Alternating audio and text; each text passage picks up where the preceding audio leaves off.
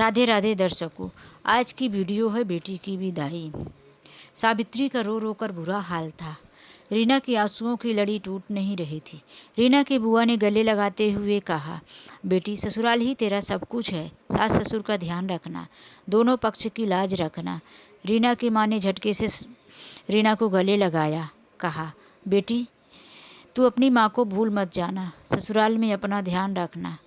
सब मिलकर रीना को भारी कदमों से कार में बैठा दिए। रीना आंसू बहाए जा रही थी। कवि ने इतना दर्दनाक माहौल देखकर रीना को ढाढ़स बंधाते हुए रीना का हाथ थामा। रीना पति का स्पर्श पाकर थोड़ा दिल से समझने लगी कि कोई तो अपना है।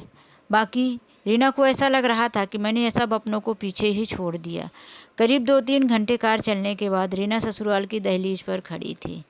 ससुराल में ज्यों त्यों करके रीना की सारी रस्में पूरी की गई। 2 दिनों के बाद रीना हनीमून पर गई, तब जाकर रीना ने वहाँ पे चैन के सांस ली। 2 दिनों तक रीना ने वहाँ पर खूब इंजॉय किया। तीसरे दिन रीना को थोड़ा सा बुखार सा हो गया। शिमला की तरोताज़ा और ठंडी हवा रीना को सूट नहीं करवाई। तभी कवि ने कहा, रीना तुम्हारी तो तबीयत ठीक नहीं लग रही है, तुमको खांसी हो रहा है, चलो मैं तुम्हें डॉक्टर के पास लेके चलता हूँ। रीना ने कहा, नहीं, मेरे पर्स में सर्दी खांसी की दवा पड़ी है, मैं वही ले लूँगी। मुझे जब घर पे कभी ऐसा सर्दी बुखार होता था तो मम्मी यही दवाइयाँ दे देती थी, उससे मुझे आराम हो जाता था। कवि ने कहा, बहुत दिन हो गया तुमने अपनी माँ से बात नहीं किया। रीना ने कहा, टाइम ही नहीं मिला, ससुराल में इतने सारे मेहमान जो थे, सबके सामने मैं मम्मी से कैसे बात करती थी। कवि ने रीना की माँ को फ़ोन मिलाते हुए कहा, लो तुम मम्मी से बात कर लो। रीना ने कहा, तुम मेरी मम्मी को मेरी बीमारी के बारे में मत बता देना, वरना मेरी मम्मी मुझे देखने यहाँ शिमला ही आ जाएगी। कवि ने मुस्काते हुए रीना को फ़ोन दे दिया। रीना अपनी माँ से बातें करने लगी। कवि ने देखा कि रीना माँ से बात करते हुए प्यार से कितनी जोर चहक रही है। अब तो रीना के मुँह में बिल्कुल भी बीमारी का कोई दर्द नहीं था। सर्दी खांसी भी उसकी कम हो चुकी थी। खांसी तो उसे एक बार भी नहीं आई माँ से बात करते हुए। इस तरह से रीना ने घंटे भर माँ से बात किया। कवि ने कहा, रीना बाकी की बातें घर में चल के कर लेते हैं, अभी यहाँ हम अपने हनीमून पर आए हैं तो उसे देख लेते हैं। रीना ने कहा, वहाँ कैसे बातें करेंगी, वहाँ तो बहुत सारे मेहमान होंगे, वहाँ मैं माँ से बात नहीं कर पाऊँगी। कवि ने कहा, ठीक है। उधर से बात आई, रीना तुम अपने मम्मी के पास कब आ रही हो, अब तुम्हारी तबीयत ख़राब नहीं है, तुम जल्दी से वहाँ से हनीमून ख़त्म करो और मेरे पास आ जाओ, यहाँ मैं तुम्हें अपने डॉक्टर को दिखा दूँगी। रीना ने कहा, ठीक है मम्मी, मैं कभी से बात करती हूँ, और वैसे भी मुझे ससुराल जाने का मन ही नहीं है। रीना ने कवि को आवाज़ देते हुए कहा, कवि हम लोग मम्मी के घर कब जा रहे हैं। रीना ने फ़ोन कट कर दिया। कवि ने कहा, हनीमून से पहले हमें अपने घर जाना चाहिए, हम लोग अपने घर जाएंगे, उसके बाद वहाँ से मैं तुम्हें तुम्हारे घर छोड़ दूँगा। रीना ने कहा, नहीं, मुझे ससुराल नहीं जाना, मुझे वहाँ पर रहने का अभी बिल्कुल मन नहीं है। कवि ने नोटिस किया कि इन 7 दिनों में रीना हमेशा अपनी माँ के बारे में ही बातें करती रही, अपनी माँ की बातें, अपनी सहेलियों के बातें, लेकिन उसने एक बार भी ससुराल के बारे में, किसी के बारे में कुछ बात नहीं की। कभी ये बातें सुनते हुए किचन में पानी पीने चला गया। तभी उसने अपनी मम्मी को धीरे से फ़ोन लगाकर पूछा कि मम्मी, रीना यहाँ से डायरेक्ट अपने मम्मी के घर जाना चाहती है, मैं क्या करूँ। कवि के माँ ने कहा, बेटा वैसे भी उसे काफ़ी दिन हो गया है अपने मम्मी से अलग हुए, तुम उसे उसके मम्मी के पास ही लेके चले जाओ, इकलौती बेटी है, इतना जल्दी माँ को कैसे छोड़ देगी। कवि आया। तभी रीना ने पूछा, कवि तुमने मेरी बातों का जवाब नहीं दिया, क्या करोगे, मुझे मेरी मम्मी के घर छोड़ोगे कि नहीं। कवि ने कहा, हाँ क्यों नहीं, तुम कहो और मैं तुम्हारी बात ना मानूं, मैं तुम्हें तुम्हारी मम्मी के पास ही छोड़ूंगा। इतना सुनते ही रीना चहक उठी।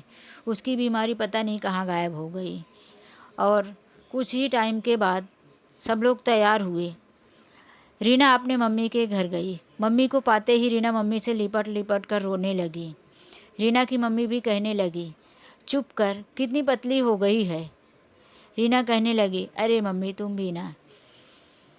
ये सारी चीज़ें देखकर कभी रीना के पापा के पास आके बैठ जाता है। रीना के पापा कहते हैं, अरे ये क्या बेटा, तुम्हें अपने घर जाना चाहिए। तुम हनीमून से डायरेक्ट मेरे घर आ गए। कवि कहने लगा, अरे पापा जी, रीना के आगे मेरी कहाँ चलती है। रीना कहने लगी, मुझे मम्मी के घर जाना है, तो मैं मम्मी के घर लेके आ गया। रीना के पापा कहने लगे, इस तरह से गुलामी करोगे तो सारी उम्र गुलाम बनकर ही रह जाओगे। दोनों आपस में हंसने लगे। कवि कहने लगा, रीना अपनी माँ की इकलौती बेटी है और उसे माँ के लाड़ प्यार ने इस तरह से बना दिया है कि अपनी माँ के बिना रह ही नहीं पाती। धीरे धीरे सब ठीक हो जाएगा। कवि ने कहा, रीना के पापा ने कहा, तुम्हें ही सब कुछ ठीक करना पड़ेगा, खुद से कुछ नहीं होगा। इस तरह से वहाँ पर रीना कई एक हफ्ते तक रुकी, अपने ससुराल जाने का नाम ही नहीं ले रही थी। तभी कवि ने कहा, रीना, अगर तुम चाहो तो यहाँ और रुक जाओ, मैं अपनी मम्मी से मिल के और मुंबई चला जाता हूँ। रीना ने कहा, नहीं, मैं भी चलती हूँ। इस तरह से रीना को भी मजबूरी में जाना पड़ा। रीना 2-3 दिन ही ससुराल में रुकी थी। वहाँ पर रीना का मन बिल्कुल नहीं लग रहा था। दिन भर जो बातें होती थी, रीना अपने कमरे में अपनी माँ को सारी खबर देती रहती थी। 3 दिन में ही रीना मुंबई जाने के लिए सोचने लगी, क्योंकि कवि की जो जॉब थी मुंबई में ही थी। रीना कहने लगी कि मुझे भी लेके चलो अपने साथ। कवि कहने लगा, अभी हमारी नई शादी हुई है, तुम ससुराल में रहो, तुम्हें बहुत सारी चीज़ें सीखना है। रीना ने कहा, ऐसी बात है तो मुझे मेरी मम्मी के पास ही छोड़ के तुम मुंबई जाना। मैं यहाँ एक दिन भी नहीं रह सकती। अभी इतनी जल्दी भी क्या है, सीख जाऊँगी, सारी उम्र पड़ी है। रीना के इस तरह कहने पर कवि ने अपनी मम्मी से बात की। कवि की मम्मी ने कहा, बेटा, अभी तुम्हारी नई शादी हुई है और बहू को तुम्हारे साथ ही अच्छा लगेगा। उसे तुम यहाँ अकेला छोड़कर मत जाओ, अपने साथ मुंबई लेके जाओ। कवि रीना को मुंबई लेके चला गया। रीना ने वहाँ जाकर राहत की सांस ली। अब वहाँ जाकर रीना बिल्कुल अपनी माँ से 24 घंटे बात पे लगी रहती थी। जब कवि ऑफिस चला जाता था तो रीना फ़ोन पर ही रहती थी। फ़ोन का बिल भी बहुत ज़्यादा बढ़ने लगा था। कवि ने एक दिन कहा कि रीना, हमारी इतनी आमदनी नहीं है जितना तुम फ़ोन पर लगी रहती हो। जब से तुम आई हो हमारे फ़ोन का बिल डबल से भी ज़्यादा आने लगा है। रीना ने कहा, ऐसा क्यों सोचते हो? चलो ठीक है, आज ही मैं मम्मी से बोल देती हूँ, मम्मी तुम्हारे अकाउंट में ट्रांसफ़र कर देगी। कवि कहा, नहीं, मुझे तुम्हारी मम्मी की कोई चीज़ें नहीं चाहिए, मैं अपनी मेहनत में ही खुश हूँ। रीना कहने लगी, तुम किस ज़माने में जी रहे हो? मैं अपनी मम्मी की इकलौती बेटी हूँ। मम्मी के पास जो भी है वो सब कुछ मेरा ही तो है, चाहे मम्मी मुझे आज दे दे चाहे कल। कवि ने कहा, नहीं, वो तुम्हारा सब कुछ नहीं है रीना, तुम्हारा सब कुछ अब ससुराल में है। तुम ये सोचती क्यों नहीं, जो मैं कमाऊँगा वही। हमेशा अपने पति की कमाई में ही पत्नी को खुश रहना चाहिए। रीना मुँह फुलाकर कहने लगी, तुम पता नहीं क्या बातें करते हो। तुम मेरी मम्मी को अपना मानते ही नहीं, इसीलिए तुम्हारे मन में ऐसी बातें आती है। कवि ने पहली बार कहा कि रीना, यही बात तो मैं तुम्हें भी बोलना चाहता हूँ, तुम अपनी ससुराल वालों को कभी कुछ मानते ही नहीं। रीना का मुँह फूल गया। रीना मोबाइल उठाकर कमरे में चली गई। कवि ऑफिस चला गया। उसके ऑफिस जाते ही रीना ने बात को चौगुनी करके अपनी माँ को बताया। माँ ने वहाँ से कहा, बेटी, तुम अपना ध्यान रखना, तुम्हारी ज़िंदगी, तुम्हारी खुशी अपना ध्यान रखने में है। ससुराल वालों के चक्कर में मत पड़ना, वरना तुम कभी खुश नहीं रह पाओगी। और अपने पति को अपने पल्लू में बांध के रखना, उसे कभी भी ढील मत देना, नहीं तो आज ऐसा बोल रहा है, कल अपनी माँ का ही होके रह जाएगा। रीना ने हाँ में हाँ मिलाया। इस तरह से रीना और कवि दोनों हमेशा होटल में ही खाना खाने जाया करती थी। रीना को कभी कुछ बोलता कि ये बना दो, तो रीना जब भी किचन में जाती मोबाइल कान में लगा लेती। हाँ मम्मी, मैं कढ़ी बना रही हूँ, कैसे बनाऊँ, कढ़ी में क्या क्या डालना है। उधर घंटों रीना कान में मोबाइल लगाए रखती थी। जितना मोबाइल का बिल आता था उससे ही कम पैसे में कवि होटल से टेस्टी खाना मंगवा लेता। कवि ने अब तो रीना से कुछ बनाने को भी कहना छोड़ दिया था। दोनों होटल में ही खाना खाने जाने लगे थे। होली नज़दीक आने लगी थी। कवि ने कहा, रीना, हमें होली में मम्मी ने बुलाया है, हमें घर चलना चाहिए। रीना ने कहा, देखो मुझे होली के रंगों से एलर्जी है, मेरे चेहरे पे रंग सूट नहीं करता, मुझे ससुराल नहीं जाना है, मैं अपने मम्मी के घर ही जाऊंगी। कवि ने कहा, ठीक है तुम होली मत खेलना, लेकिन पहली होली हमें ससुराल में ही निकालनी चाहिए। हमारे यहाँ का खानदान का रिवाज है कि बहू पहली होली अपने ससुराल में ही निकालती है। रीना ने कहा, तुम्हारे खानदान के रिवाज की वजह से मैं अपने तबीयत को ख़राब नहीं करूँगी। गलती से किसी ने भी मुझे रंग लगा दिया तो मेरा बुरा हाल हो जाएगा, मुझे बहुत ज़्यादा एलर्जी है। तुम मुझे मेरी मम्मी के घर छोड़ दो, उसके बाद तुमको जो करना है करो। कवि रीना को लेकर उसके मम्मी के घर चला गया और वहाँ पर रीना का वही हाल था। माँ से लिपट लिपट कर रोने लगी, ऐसे रो रही थी जैसे कहीं बंदी थी, माँ को छोड़कर कहीं विदेश चली गई थी। और माँ बेटी दोनों मिलकर इतना खुश हुए, दोनों आपस में बातें करने लगे। कभी फिर आके अपने पापा के पास बैठ गया, ससुर जी के पास। उसके रीना के पापा कहने लगे, कभी बेटा तुम फिर गलती कर गए, पहली होली बहू की ससुराल में होती है और तुम यहाँ ऐसा क्यों? कभी कहने लगा, पापा जी। रीना फिर जिद करने लगी, मैं तो चाहता था कि पहली होली रीना की मेरे घर में हो, लेकिन रीना के जिद की आगे मैं फिर कुछ नहीं कर पाया, इसीलिए मैं रीना को यहाँ लेकर आ गया। रीना के पापा कहने लगे, आज तुम पहली होली यहाँ बिता रहे हो तो तुम्हारे घर वालों के दिल में क्या बीत रही होगी, ऐसा नहीं करना चाहिए। रीना की मम्मी कहने लगी, घर वालों के दिल में क्या बीतेगी, क्या उनका बेटा किसी जंगल में है या दुख में है? तभी रीना के पापा बोले, तुम तो चुप ही रहो, तुमने खुद को तो बिगाड़ के रखा ही है, अब अपनी बेटी का भी घर बिगाड़ दो। इन सब बातों से कभी को इतना तो समझ में आ गया था कि इस घर में सिर्फ रीना की माँ की चलती है, रीना के पापा की नहीं। इसी तरह से रीना की माँ अपनी बेटी को नसीहत देती रही। उसने एक बार भी अपनी बेटी को ये नहीं सिखाया कि बेटी तुम्हारा ससुराल ही तुम्हारा घर है। वो बस यही सिखाती रही कि बेटी तुम अपने ससुराल वालों से दूर ही रहना, ससुराल वालों के चक्कर में मत आना, नहीं तो वो तुम्हारी ज़िंदगी बिगाड़ कर रख देंगी। तुम अपनी माँ का ध्यान रखना, अपना ध्यान रखना। रीना की माँ हर बार यही नसीहत देती थी, यही अपनी बेटी को सीख देती थी। रीना के पापा बिल्कुल अपाहिज की तरह बैठे रह जाते। वो बहुत कुछ बोलना चाहते थे, लेकिन कटे पंख की तरह, पक्षी की तरह फड़फड़ाते थे, कुछ बोल नहीं पाते थे। एक शब्द बोलते थे कि रीना की माँ चढ़ बैठती थी, उनके उस एक शब्द को दबा कर रख देती थी। कभी बोला, ठीक है पापा जी, मुझे अब घर जाना चाहिए। तब मजबूरी बस रीना को भी कवि के साथ आना पड़ा। होली के दिन ही यहाँ पर सब लोग रंग खेल रहे थे। गलती से रीना के चेहरे पर भी थोड़ा सा रंग लगा ही दिए। रीना के चेहरे पर रंग बहुत ही खूबसूरत लग रहा था। कवि ने कहा, तुम इन रंगों में बहुत खूबसूरत लग रही हो डियर। रीना ने कहा, मजाक मत करो, मैंने पहले ही कहा था कि मुझे कलर बिल्कुल सूट नहीं करता, मुझे रंग नहीं खेलना आता, मैं नहीं खेलती, मुझे पसंद ही नहीं है। कवि की माँ ने देखा कि बहू जब से ससुराल आई है उसका मन उदासी है, वो बिल्कुल खुश नहीं है। 3 दिन बीते ही थे कि वो कवि से कहने लगी, कवि हम लोग मुंबई कब जा रहे हैं, मुझे यहाँ अब बिल्कुल नहीं रहना। कवि कहने लगा कि रीना तुम्हें कुछ दिन ससुराल में रहना चाहिए, मम्मी भी यही चाहती है। रीना ने कहा, मैंने तुम्हें पहले ही बताया है कि अगर तुम ले नहीं जाना चाहते तो मुझे मेरी माँ के पास छोड़ दो। मैं अपनी माँ के लिए कोई भार नहीं हूँ, मेरी माँ मेरा खर्च उठा सकती है। कवि ने कहा, डार्लिंग नाराज़ क्यों होती हो, मैं तो मजाक कर रहा था। इतनी सुंदर बीवी को मैं कभी मायके छोड़ूंगा, मैं अपने साथ ही लेके जाऊंगा।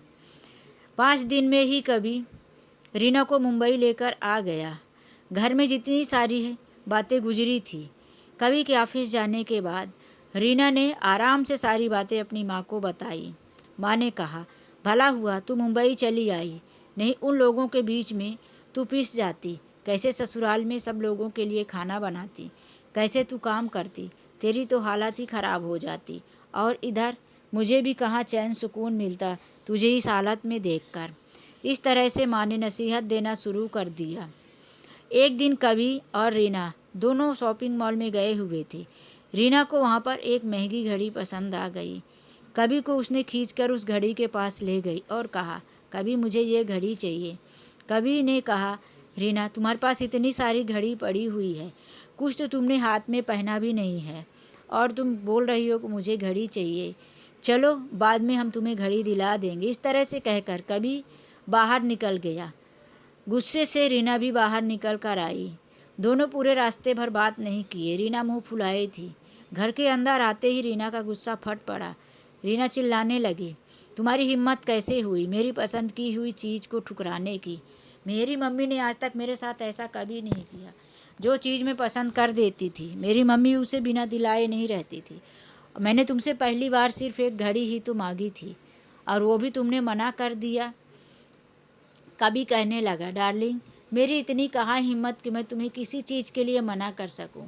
लेकिन मैं वहाँ मॉल में तमाशा नहीं बनाना चाहता था। मेरे पास पैसे नहीं थे उतने कि मैं तुम्हें घड़ी दिला सकूं और मैं अपना क्रेडिट कार्ड भी यहीं भूल गया था। अब चलो मैं तुम्हें वो घड़ी दिला देता हूँ। रीना कहने लगी, जिस चीज़ को एक बार मना हो जाता है मैं वो चीज़ दोबारा नहीं लेती। मुझे तुम्हारी कोई घड़ी वड़ी नहीं चाहिए। कवि ने नोटिस किया कि रीना सिर्फ खाने पीने, घूमने और फालतू की बातें करने में ही दिलचस्पी रखती है। रीना का घर गृहस्थी और घर जोड़ने की, गृहस्थी संभालने की, संस्कार की बातें करने में कोई च्वाइस नहीं है। रीना जिस माहौल में पली थी वो घर गृहस्थी के लायक थी ही नहीं। पता नहीं माँ ने रीना में क्या देख लिया था जो कवि के गले बांध दिया था। कवि तो बिल्कुल एक अलग ही किस्म की लड़की थी। उसे अपने पति के बारे में कोई भी चिंता नहीं थी कि उसके पति का लाइट का बिल, मोबाइल का बिल और बहुत सारे घर के खर्चे मुंबई जैसे शहर में कैसे निकल रहे हैं। उसे तो जो चीज़ चाहिए तो चाहिए। वो अपनी माँ की इकलौती बेटी जो थी। कवि ने सोचा कि चलो ठीक है, कुछ ही महीनों के बाद, कुछ सालों के बाद हो सकता है कि रीना को जिम्मेदारी का एहसास हो। यही सोचकर कवि अपनी ज़िंदगी गुजारे जा रहा था। एक दिन कवि ने कहा कि रीना, अब मुंबई शहर में हमारा रहना मुश्किल है क्योंकि हमारी नौकरी से तो कुछ हो ही नहीं रहा। हमारे ऊपर बहुत ज़्यादा बिल बढ़ गया है।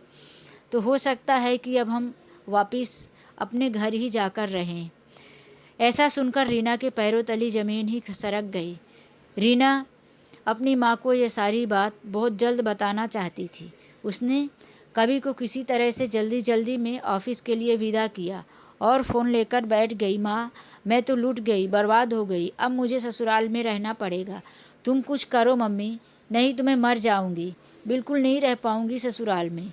माँ कहने लगी, अरे तू ठीक ठीक से तो बता क्या हुआ है। रीना की माँ ने इस तरह से पूछा। रीना ने कहा, अरे अभी तो कवि का बिजनेस ठीक से नहीं चल रहा है, इसीलिए कवि बोल रहे कि अब हम घर जाएंगे और वो तुमसे भी कुछ पैसे लेने के लिए तैयार नहीं है। रीना की माँ ने कहा, तू फ़ोन रख, मैं अभी एक तांत्रिक बाबा के पास जाती हूँ और कुछ न कुछ समस्या का हल निकाल के ही आती हूँ। रीना तांत्रिक बाबा के पास गई और रीना की माँ ने सारी बातें बताई। तब उसने कहा कि एक महापूजा रखनी पड़ेगी। तब रीना की माँ ने कहा कि मैं घर पे पूजा नहीं रख सकती। तब सावित्री ने कहा कि घर पे पूजा तो हम रखेंगे नहीं, लेकिन एक होटल में मैं पूजा रखने की तैयारी करती हूँ। तांत्रिक बाबा ने कहा, जितना हो जल्दी हो सके पूजा तैयारी करो, नहीं तो जो ग्रह नक्षत्र है तुम्हारी बेटी के कदमों तक पहुँच चुका है। बहुत ही जल्दी ग्रह नक्षत्र की वजह से तुम्हारी बेटी का सब कुछ बिगड़ के रह जाएगा। इस तरह से रीना के माँ ने बहुत पैसे खर्च करके होटल में पूजा की तैयारी कर दी। पूजा चालू थी। 15 दिनों तक पूजा होने के बाद तांत्रिक बाबा ने कहा, अब उसे बुलाओ जिसकी वजह से पूजा तुम तैयार करवा रही हो। रीना की माँ ने रीना को फ़ोन करके बोला, बेटी अब तुझे आना पड़ेगा, तेरी ही हाथों से हवन आहुति देनी पड़ेगी क्योंकि ये पूजा तेरे लिए ही है, तभी इस पूजा का पावन मिलेगा। रीना ने अपने पति से कहा, रवि मुझे माँ ने बुलाया है, हमारे बिजनेस और हमारे सुख शांति के लिए माँ ने एक हवन पूजा रखा है और इस पूजा में मेरे ही हाथों से हवन आहुति देनी है। अगर मैं ना गई तो मेरी माँ के सारे पैसे खर्च किए हुए किसी काम के नहीं रह जाएंगे और ये पूजा सफल नहीं होगी। कवि ने कहा, ठीक है, तुम आज शाम की गाड़ी से ही चले जाओ। रीना ने माँ को फ़ोन मिलाया और बोलने लगी, माँ मैं शाम की गाड़ी से आ रही हूँ, सुबह तक मैं पहुँच जाऊँगी मुंबई से दिल्ली। माँ ने कहा, ठीक है बेटी, तुम आ जाओ, मैं सुबह ही तुम्हें स्टेशन में ले लूँगी। रीना पहुँच गई। दूसरे दिन माँ रीना को लेके गई वही होटल में जहाँ उसने पूजा की सारी तैयारी कर रखी थी। साधु महाराज के कहे जाने पर जैसा जैसा था रीना ने सारी विधि कंप्लीट करवाई। अब लास्ट टाइम था। रीना के पति को भी आना था। तांत्रिक ने कहा, जिसके लिए ये पूजा रखी गई है उन्हें भी अभी आना पड़ेगा। उनके हाथ से ही लास्ट आहुति और पानी उतरवाना है, इसीलिए बुलाओ उनको। तब सावित्री ने कहा, रीना तू अपने पति को बुला। रीना ने फ़ोन किया और कहा, कभी प्लीज़ तुम मना मत करना, मम्मी ने बहुत तैयारी की है और वैसे भी ये मम्मी जो कुछ कर रही है हम दोनों की भलाई के लिए ही कर रही है। इससे हमारा बिजनेस और तुम्हारा सब कुछ अच्छे से चल जाएगा, हम लोग हमेशा सुखी रहेंगे। इतना कहने पर कवि ने कहा, ठीक है, मैं आ जाता हूँ, तुम मुझे बताओ कब आना है। रीना ने कहा, तुम अभी चल दो तो ज़्यादा अच्छा रहेगा। कवि ने कहा, मैं तैयारी करके आता हूँ। यह बातें सुनकर रीना की माँ भी बहुत खुश हुई। फिर रीना की माँ कहने लगी, तुम कवि को डायरेक्ट होटल में ही बुला लो, घर मत बुलाना, पापा को पता चलेगा तो वो फिर से कई तरह की पूछताछ करेंगे। इस तरह कवि वहाँ पहुँचकर फ़ोन किया कि रीना मैं पहुँच गया हूँ। रीना ने कहा, तुम इस होटल में आ जाओ, घर नहीं जाना है। दोनों इधर से घर से निकली माँ बेटी। जब वो लोग होटल के पास पहुँचे तब उन्होंने देखा कि होटल के पास में ही कवि की माँ और बहन दोनों वहीं पर बाहर ही खड़ी थी। उसने देखकर कहा, अरे आप यहाँ क्या कर रही हैं समधन जी? कवि की माँ ने कहा, क्यों, मुझे यहाँ नहीं होना चाहिए था क्या? तब रीना के माँ ने कहा, अरे नहीं नहीं, आपको क्यों नहीं होना चाहिए था। इतने में कवि भी वहाँ पर आ गया और अपनी माँ बहन के पास खड़ा था। कुछ ही टाइम के बाद रीना की माँ ने देखा कि वहाँ पर रीना के पापा भी खड़े थे। ये सब देखकर रीना और उसकी माँ दोनों हैरान थी कि पूरा परिवार यहाँ होटल के पास कैसे जमा हो गया। मैं तो सिर्फ यहाँ कवि को ही बताया था और इस पूजा की सूचना किसी को नहीं दी गई थी। इस तरह से वहाँ सबको देखकर वो बहुत हैरान में थे। तभी रीना ने कहा, कवि ये सब क्या है? तुम्हारी मम्मी को वहाँ किसने बुलाया? कवि ने कहा, मैंने बुलाया मम्मी को। मैंने मम्मी को सारी बातें बता दी है कि तुम मुझे अपने बस में करने के लिए अपनी माँ के साथ मिलकर किस तरह से तांत्रिक को बुलाकर पूजा पाठ कर रही हो, तुम अपने बस में करना चाहती हो। ये बातें सुनकर रीना के पापा भी चिल्लाए, क्या बात है सावित्री, ये दामाद जी क्या बोल रहे हैं, तुम क्या कर रही हो? तब रवि ने कहा, आपकी आंखों के सामने ये जो होटल है इसमें चलकर देखिए, आपकी पत्नी और आपकी बेटी रीना मुझे अपने बस में करने के लिए पूजा तांत्रिक को बुलाकर करवा रही है। इस तरह से ये लोग मुझे अपने बस में कर करना क्या चाहती हैं? मैं तो कब का आप लोगों का हो चुका था, लेकिन मैं अपने माँ बाप को भी नहीं छोड़ सकता। मेरे माता पिता का मैं ही हूँ। रीना के कहने पर मैं रीना को मुंबई भी लेके चला गया, लेकिन तब भी रीना को चैन सुकून नहीं आया। वहाँ भी रीना अपना घर गृहस्थी नहीं संभाल पाई। मैं कई महीनों से सोच रहा था कि रीना आज नहीं तो कल सुधर जाएगी। वो अभी बच्ची है, मैं बच्ची समझता था उसको, इकलौती बेटी है, लाड प्यार से पली है, लेकिन रीना में कोई बदलाव नहीं आया। इसीलिए मैं अब आपकी बेटी को आपके घर में ही छोड़ के चला जाऊंगा। रीना इस तरह से बातें सुनकर बिल्कुल घबरा गई। इधर कवि की माँ भी चिल्ला उठी, मुझसे बहुत बड़ी गलती हो गई साहब, जो मैंने आपकी बेटी को अपनी बहू बनाया।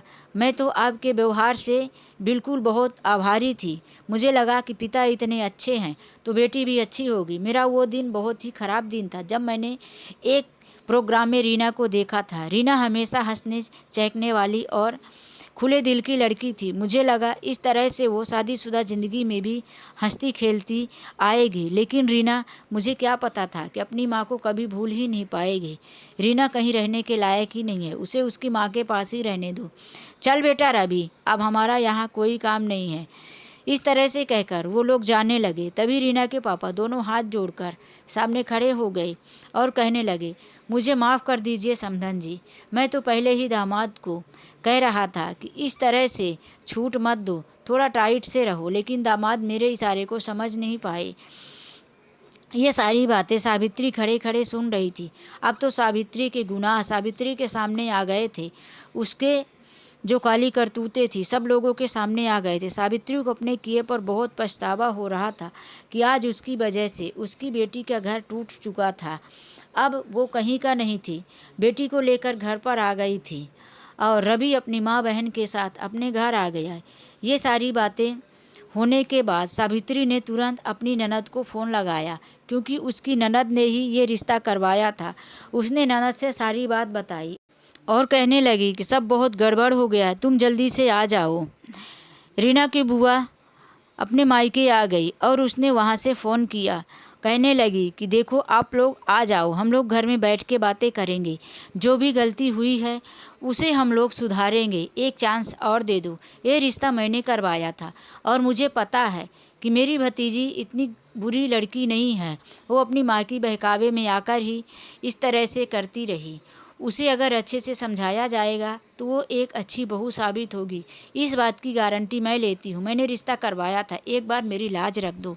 इस तरह से बातें सुनकर कभी अपनी माँ के साथ रेनू को घर आ जाता है। सब लोग बैठकर बातें करते हैं। रेनू के पापा भी दोबारा से हाथ जोड़कर माफ़ी मांगने लगते हैं।